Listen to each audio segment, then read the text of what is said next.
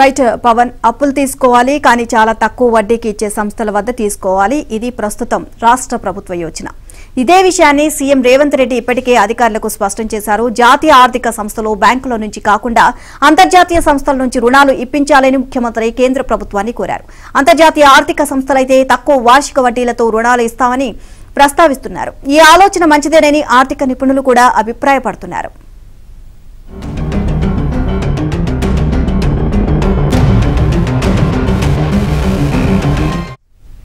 కానీ అంతర్జాతీయ సంస్థల నుంచి రుణాలు తీసుకోవడం అంత సులభం కాదని చెబుతున్నారు. ఆ సంస్థల షరతులు, నిబంధనలు, కొర్రీలను సర్కారు తట్టుకుంటుందా? అడుగడుగునా నివేదికలు సమర్పించడం సాధ్యమవుతుందా?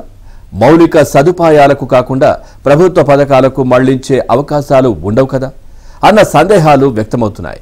ఒక ఇంటిని నిర్మించుకోవడానికి బ్యాంకులు ఇచ్చే గృహ రుణాలకు ఎన్ని రకాల షరతులు పెడతాయో అంతర్జాతీయ సంస్థలు కూడా అలాంటి నిబంధనలే విధిస్తాయని ఆర్థిక శాఖ అధికారులు చెబుతున్నారు.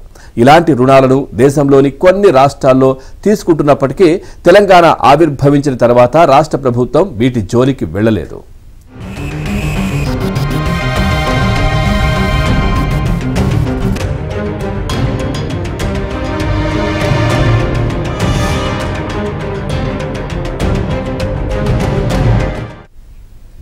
కానీ సీఎం రేవంత్ రెడ్డి తక్కువ వడ్డీకి అప్పులు తీసుకోవాలని చేసిన వ్యాఖ్యల నేపథ్యంలో ఈ రుణాలు చర్చకు వస్తున్నాయి.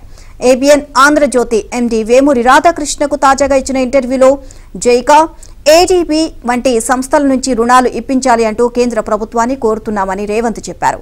కేంద్ర ఆర్థిక మంత్రి నిర్మలా సీతారామన్తో భేటీ సందర్భంలోనూ ఈ రుణాల గురించి ప్రస్తావించానని తెలియజేశారు. తమకు అదనపు అప్పులు అవసరం లేదని, తక్కువ వడ్డీకి రుణాలిచ్చే ఇలాంటి సంస్థల నుంచి రుణాలు ఇప్పించాలి అని అడిగారు.